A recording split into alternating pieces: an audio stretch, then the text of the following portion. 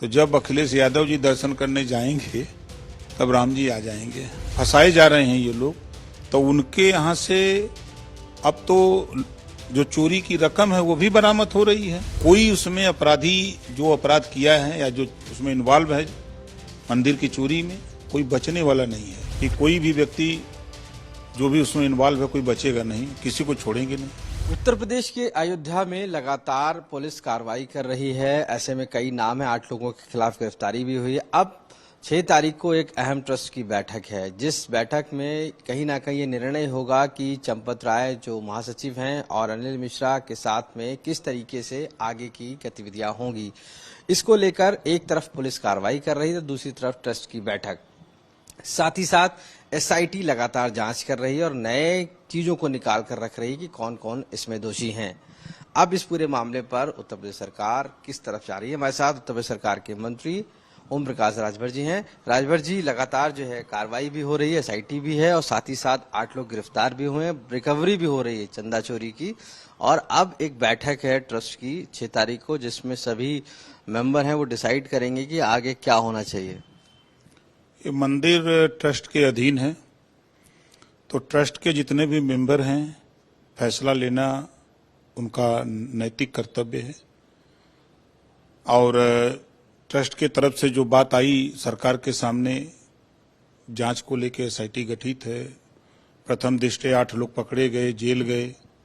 और जो लोग कहते थे कि नहीं ये फंसाए जा रहे हैं ये लोग, तो उनके यहाँ से अब तो जो चोरी की रकम है वो भी बरामद हो रही है।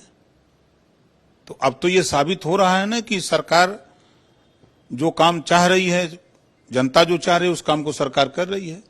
एसआईटी ने जो रिपोर्ट दिया तो सरकार प्रशासन ने गिरफ्तारी किया, जेल भेज दिया।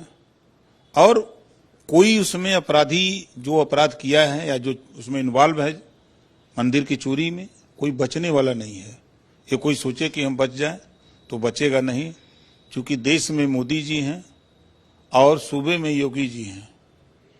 तो योगी जी भी कह ही रहे हैं, रोज बयान दे रहे हैं कि कोई भी व्यक्ति जो भी उसमें इन्वॉल्व है कोई बचेगा नहीं, किसी को छोड़ेंगे नहीं।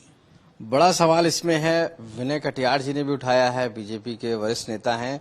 कई सवाल चंपत राय पर भी उठ रहे हैं जो महासचिव हैं, अनिल मिश्रा पर भी उठ रहे हैं कि क्या वो कार्रवाई की जज से बाहर हैं या क्या होगा इस तरीके से सरकार। अब देखिए, ट्रस्ट की बैठक, ट्रस्ट जो निर्णय लेगा तो उसके ऊपर है।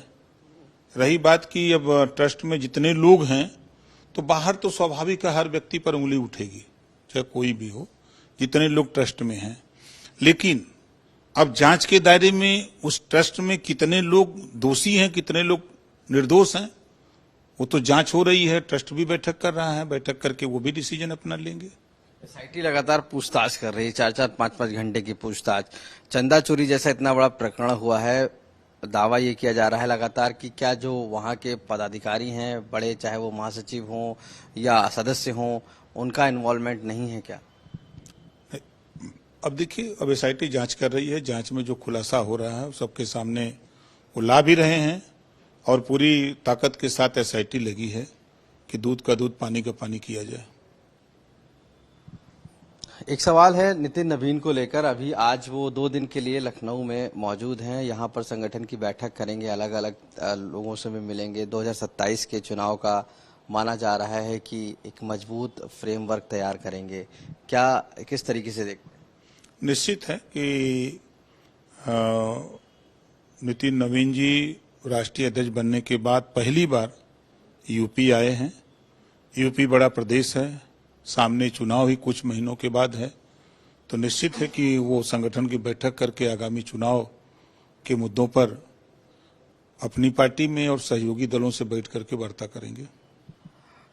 सवाल राम मंदिर से भी जुड़ा है। अखिलेश यादव ने एक गाना लॉन्च किया है, कहा है कि किस तरीके से राम फिर लौटेंगे अयोध्या में, और ये कहा है कि चंदा चोरी लगातार हो रही है और बीजेपी चंदा चोरों का जवाब जनता देगी 2027 में और चोरों को माफ नहीं करेगी।